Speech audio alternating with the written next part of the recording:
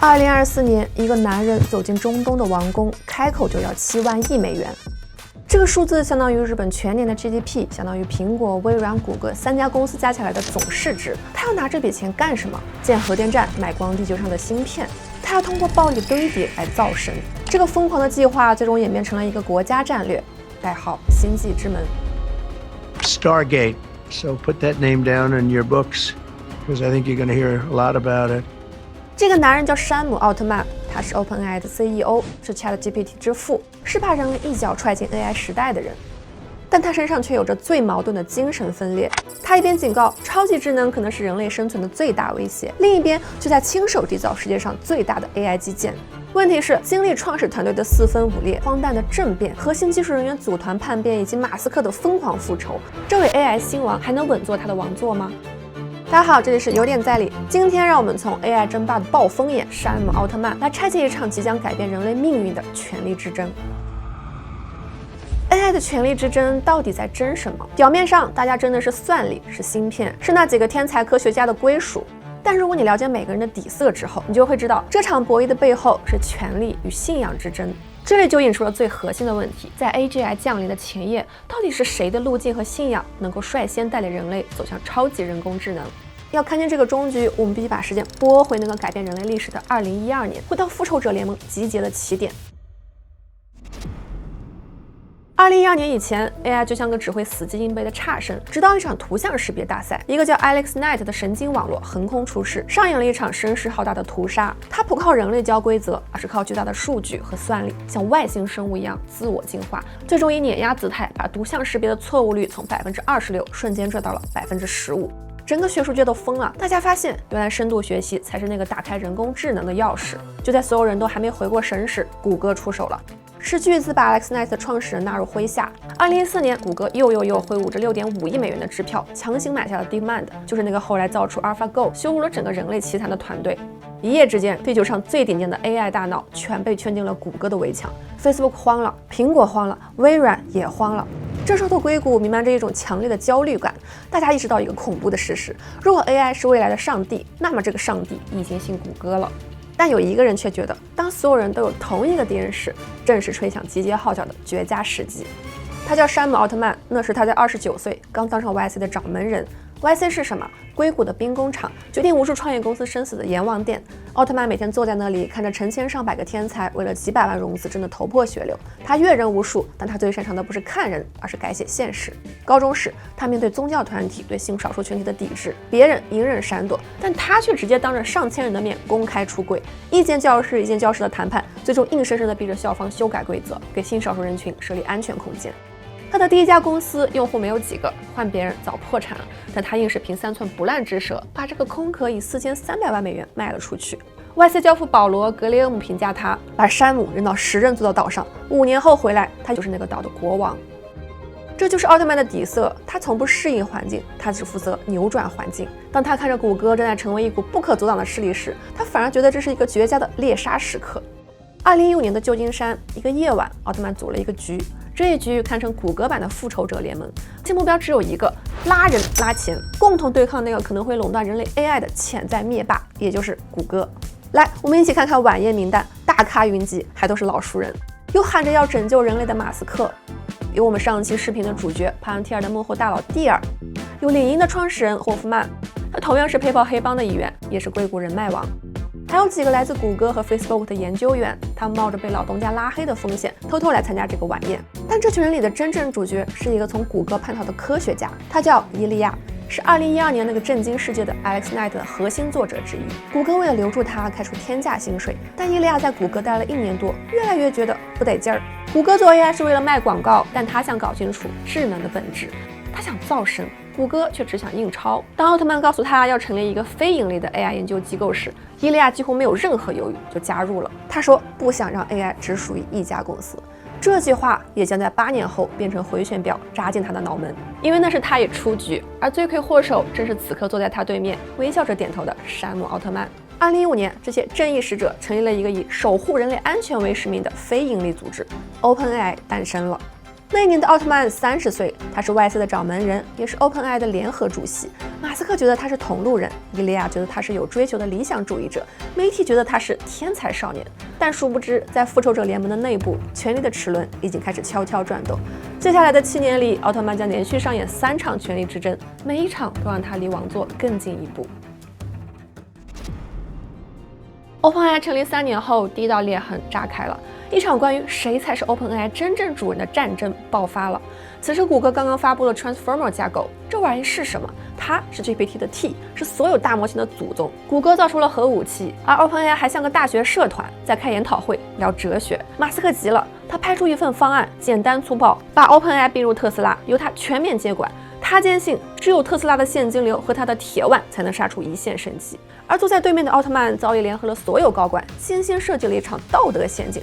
他们站在道德制高点，集体控诉马斯克可能会成为独裁者。极具讽刺的是，当初用反独裁逼走马斯克的奥特曼，几年后却亲手清洗董事会，把 OpenAI 变成了自己的私有王国。马斯克发出最后通牒，要么让我接管，要么让我撤资。奥特曼直接已读不回。为了建立 OpenAI， 马斯克因为挖墙脚背叛了多年的挚友。谷歌创始人拉里·佩奇也为了这个非营利组织付出了上千万美金，最后却被批出局。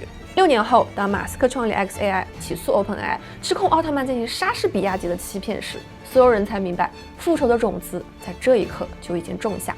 这是奥特曼权力阶梯的第一步，弑父。马斯克走了，钱也断了，关键时刻霍夫曼站了出来，这位领英创始人不仅自掏腰包，还把 OpenAI 带到了一张全新的牌桌前。对面正是微软的实际控制人比尔·盖茨和纳德拉，但他是有自己的小九九的。彼时，微软刚收购领英，他已经成为微软董事会的一员。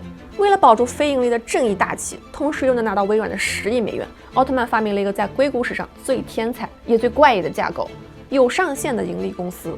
名义上利润不能超过100倍，但大家想一想，1块钱变成100块，这哪里是上限？这分明是超高回报的诱饵。微软的纳德拉以为自己捡了个大便宜，买了个高级外包团队给 Office 装 AI 助手，但他低估了奥特曼的胃口。奥特曼根本不在乎 Office， 除了钱，他在乎的还有微软庞大的 Azure 云服务。他把微软变成自己的算力血包。后来微软投了130个亿，是拿到49%的股份和一个没有投票权的观察员席位。此时，奥特曼已经在权力阶梯上登上第2步，卖身。这一步让他打破了非盈利的初衷，但对于他来说极为重要，因为这为他换取到了日后弑神的力量。有了钱，有了算力，奥特曼终于可以验证他的信仰了 ：Scaling Law， 暴力美学。什么意思？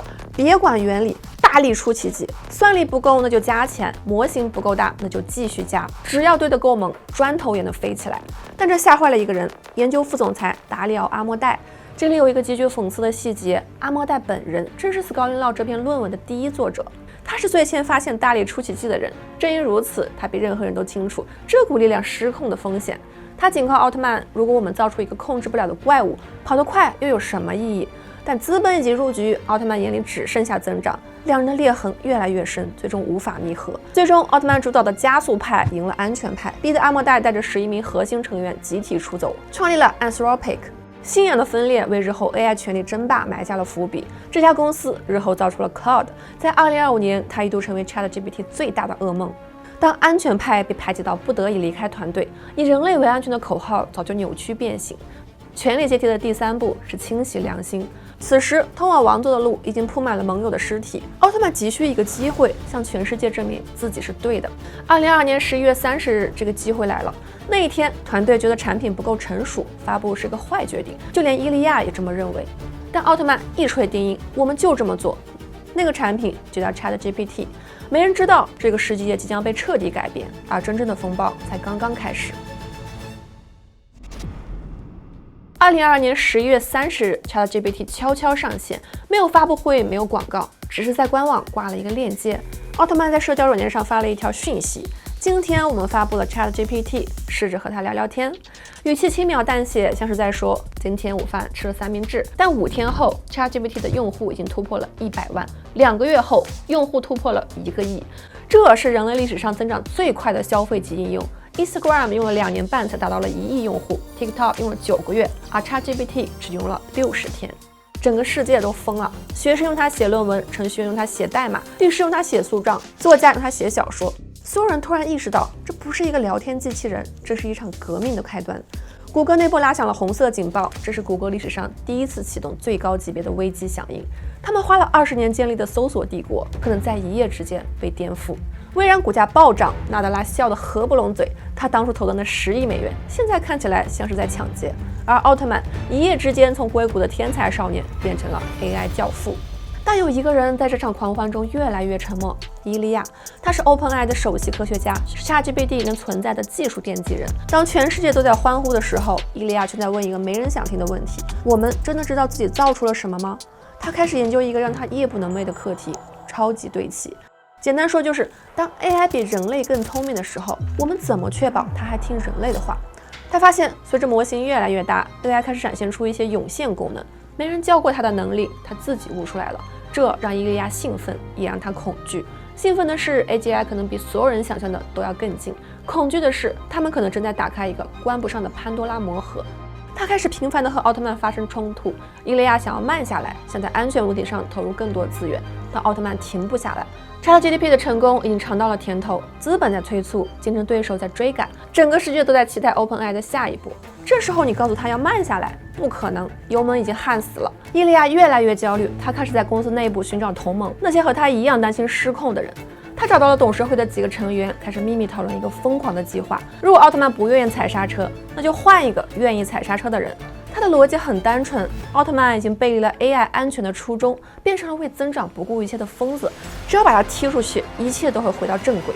但他低估了奥特曼手里真正的筹码，也低估了人性的贪婪。接下来的5天将是 OpenAI 历史上最漫长的5天，一场关于金钱、忠诚与背叛的终极博弈开始了。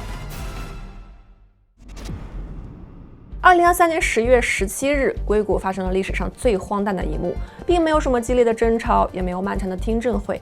奥特曼只是接到了一个谷歌 Meet 的视频邀请，然后就被踢出了局。整个过程不超过5分钟。这不像是解雇一个 CEO， 这更像是在处理一只生病的流浪猫。消息传出，全球哗然 ，OpenAI 的估值瞬间蒸发，微软的股价应声暴跌。伊利亚以为他赢了，作为首席科学家，他联合了董事会的安全派，发动了这场古罗马式的刺杀。不过他犯了一个致命的错误，他是一流的科学家，却是3流的政治家。他竟然没有发现站在奥特曼背后的那个庞然大物。反击在48小时内就开始了。首先出手的是微软 CEO 纳德拉，他没有和 OpenAI 董事会废话，直接公开挖人。他邀请奥特曼来微软，承诺给他建一个新的 AI 帝国，要钱给钱，要人给人。紧接着，最戏剧性的一幕发生了 ，OpenAI 的700多名员工签署了一封联名信，内容极其决绝：董事会必须辞职，请回奥特曼，否则我们将集体辞职，加入微软。媒体把这一幕歌颂为领袖魅力的胜利，说奥特曼像乔布斯一样深受爱戴。哎，大家先别急，让我们撕开温情脉脉的面纱，看一眼血淋淋的真相。当时 OpenAI 正在进行一轮估值860亿美元的 tender offer， 就是邀约收购。这是什么概念呢？意味着员工手里原本是纸的期权，马上就能兑换成几百万甚至几千万美元的现金。这是很多人一辈子唯一一次财富自由的机会。但这个交易有一个前提，公司必须稳定，奥特曼必须在。奥特曼一走，估值暴跌，交易取消，所有人手里的期权瞬间变成废纸。所以这700个签名背后不仅仅是忠诚，更是860亿美元的沉没成本。只能说奥特曼太懂人心了，他不需要发号施令，他只需要让员工明白，谁动了奥特曼，谁就是动了你们所有人的钱包。所以微软这招太狠了，这不仅仅是挖角，这是釜底抽薪。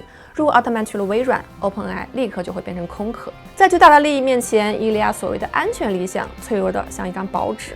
结局毫无悬念。5天后，奥特曼王者归来，董事会被彻底血洗，所有敢于反对他的人都被踢出了局。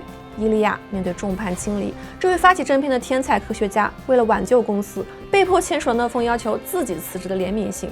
几个月后，他黯然离开，去追寻他那注定孤独的安全理想。